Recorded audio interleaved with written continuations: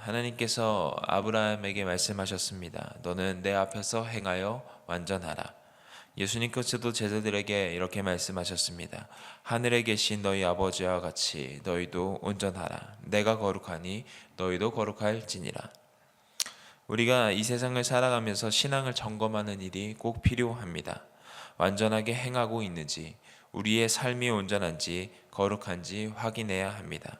오늘의 본문 시편 26편은 다윗이 악한 자들의 틈에 놓여 생명을 위협받는 상황에서도 자신의 무죄함을 하나님께 호소하며 자신의 삶을 점검받기 원하는 모습을 엿볼 수 있습니다.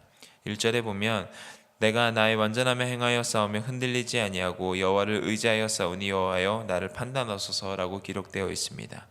우리말 성경에는 여호와여 나를 판단하소서가 제일 뒤에 있지만 히브리어 원문으로 보면 여호와여 나를 판단하소서가 가장 먼저 나옵니다.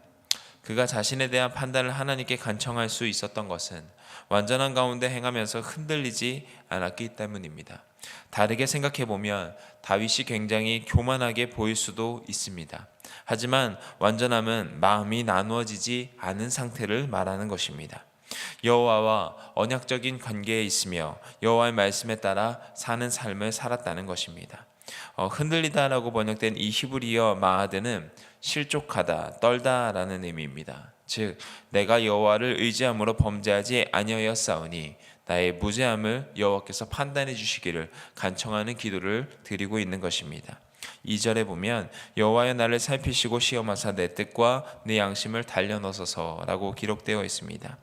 2절에서 세 가지의 동사가 사용되었습니다. 살피다, 시험하다, 단련하다. 이 살피다라는 것은 히브리어 반을 사용하였는데 금속을 재련할 때 사용하는 단어입니다. 금속을 재련하기 위해서는 뜨거운 불에 넣었다가 꺼내서 또 두드리는 과정을 반복해야 합니다. 때리는 과정을 통해 불순물을 제거합니다. 여호와께서 고난을 통해 나를 완전함으로 이끌어 달라는 다윗의 당부입니다. 시험하다라는 것은 히브리어 나사를 사용했는데 사람이나 물건의 퀄리티를 살펴본다는, 그러니까 내면에 있는 모습들을 살펴본다는 뜻입니다.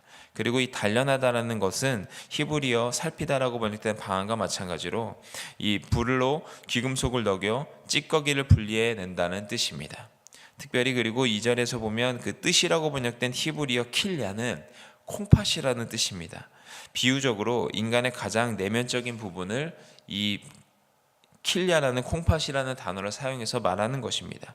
속사람을 상징하며 감정과 생각과 양심이 있는 것으로 고대 사람들이 여겼던 부분입니다. 2절에서 다윗이 요청하고 있습니다. 나의 뜻과 양심을 단지 겉으로만 보고 판단하지 마시고 완전히 분석하고 분해해서 그 속의 본질을, 나의 본질을 확인해 달라는 간곡한 기도를 다윗이 드리고 있습니다. 3절 주의 인자하심이 내 목전에 있나이다. 내가 주의 진리 중에 행하여. 이 주의 인자하심은 이 하나님의 언약적인 사랑인 헤세드를 번역한 단어입니다. 1절에서 말하는 완전함과 연관이 되어 있습니다. 즉 다윗의 완전함은 철저히 하나님의 언약적 사랑에 근거하고 있습니다. 이것은 교만이나 자랑이 아닙니다. 죄를 전혀 짓지 않는다는 의미도 아닙니다. 하나님의 인자하심과 신실하신 덕분에 자신이 완전히 행할 수 있었다고 고백하고 있는 것입니다.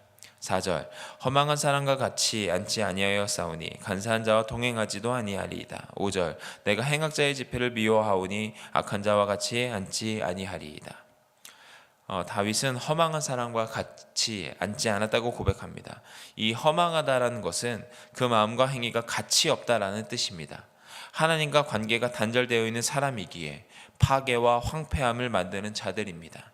남에게 상처를 주고 인생을 망가뜨리는데 전혀 가책을 느끼지 않고 서슴없이 행동하는 사람이 허망한 사람들입니다. 그리고 다윗은 간사한 자와도 동행하지 않았습니다. 간사한 자는 진리의 탈을 쓴 위선자들입니다. 거짓과 허위를 일삼는 사람들입니다.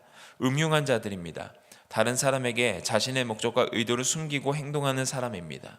진실과 참됨을 버리고 위선으로 남을 속이는 사람들과 함께 하지 않았다고 다윗은 말합니다. 그리고 다윗은 또한 행악자의 집회를 미워했습니다. 행악자의 집회는 죄악을 도모하는 악인들의 모임이기 때문입니다. 악한 자들과 같이 앉지 않겠다는 그 미완료 시제를 사용하여 앞으로도 절대 이들과 함께하지 않겠다는 의지를 결단하며 보여주고 있습니다. 또한 과거와 현재뿐 아니라 미래에서도 계속 악인들과 구별된 삶을 살기를 원하는 다윗의 다짐입니다. 6절 여호와여 내가 무죄함으로 손을 씻고 주의 제단에 두루 다니며 6절에서 다윗은 자신이 하나님께 속했다는 증거를 말하고 있습니다. 손을 씻었고 주의 제단에 두루 다녔다는 것입니다. 이 손을 씻는다는 것은 크게 두 가지의 의미가 있는데 하나는 제사를 드리기 전에 손을 씻고 또 하나는 결백을 주장할 때 손을 씻습니다. 다윗은 자신이 4절 5절에서 말한 것처럼 악인들과 자신은 어울리지 않았으며 자신이 하나님과의 언약적인 관계를 지속적으로 유지했다는 뜻으로 6절을 말하고 있습니다. 그리고 주의 제단에 두루 다니다라는 표현은 제단 주위를 돌다라는 뜻입니다. 하나님께 나아가는 자는 다윗처럼 손을 씻어 정결하게 하고 제단을 돌며 기도를 드리기에 자신이 그러한 삶을 살았다고 다윗이 말하고 있습니다. 7절 감사의 소리를 들려주고 주의 기이한 모든 일을 말하리이다. 이 감사의 소리는 감사의 찬송을 말하는 것입니다. 그저 형식적인 성정에서의 제사가 아니라 마음에서 우러나오는 감사를 드린 것입니다. 왜냐하면 여호와께서 행하신 기적들, 특히 자기 백성들을 구원하신 위대한 일들을 행하셨기 때문입니다.